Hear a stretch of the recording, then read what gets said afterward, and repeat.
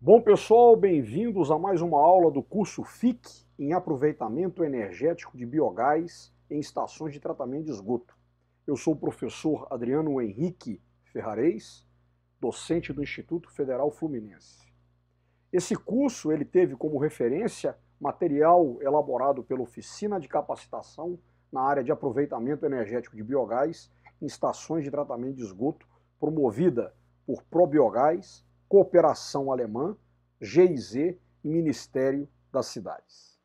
Bom, pessoal, aqui nós vamos falar um pouquinho sobre os principais constituintes e as propriedades físico-químicas dos gases, aquele mix de gases que compõe o biogás, tá bom? Então a gente aqui, dando um apanhado geral, a gente tem, que a partir da matéria orgânica, e a ação de micro-organismos, a gente vai ter a produção do biogás, certo?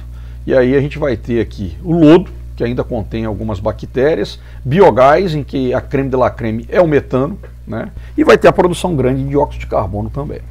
Tá? Aqui aquele fluxograma geral, desde a questão dos compostos orgânicos mais complexos, que pela hidrólise serão aí, quebrados, quebrados aí em aminoácidos, açúcares, e peptídeos, e você vai ter depois ali a ação, da acidogênese, por meio dessas bactérias fermentativas acidogênicas, que vai transformar esses caras aí em ácidos orgânicos e álcool também. Depois vem a cetogênese, que vai aqui pegar esses ácidos orgânicos e vai transformar em acetato, hidrogênio e CO2.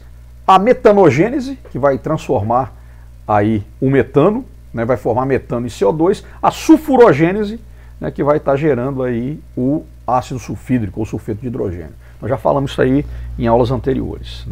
Aqui, uma representação aqui esquemática do metano, principal constituinte do biogás, dióxido de carbono que vem em seguida, vapor de água, sulfeto de hidrogênio, amônia e siloxanos. Vamos falar um pouquinho até desses siloxanos, que é um termo um pouco novo e muito característico aí da geração de biogás em estações de tratamento de esgoto.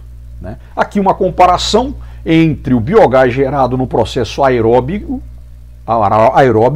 e anaeróbico, lembrando lá naquele esquema que a gente viu, nós geramos biogás também nesse sistema de tratamento, porque é o biogás a partir do lodo, o lodo que decanta no decantador primário e no decantador secundário, ele vai para um reator anaeróbico, o ASB. Mas aí é o lodo, não é o esgoto bruto. O esgoto bruto que eu falo, o esgoto depois de passar pelo tratamento preliminar. Então você tem aqui sim o que? A geração de biogás no processo aeróbico, porque ali tem digestor anaeróbico. Mas aqui o tratamento, basicamente, todo anaeróbico, você vai ter, na verdade, aquele esgoto sendo utilizado para geração de biogás. Aí tem essas diferenças, É até interessante a gente observar o quê? Que aqui, ó, o biogás gerado no tratamento aeróbico, ele tem uma concentração maior de metano do que no tratamento anaeróbico, Mas a quantidade aqui é menor, como a gente viu em um fluxograma, comparando os dois sistemas. Então, assim, é justamente essa comparação, entre os dois duas formas de tratamento, aeróbia e anaeróbica, tá? E aí alguns equivalentes, tá bom?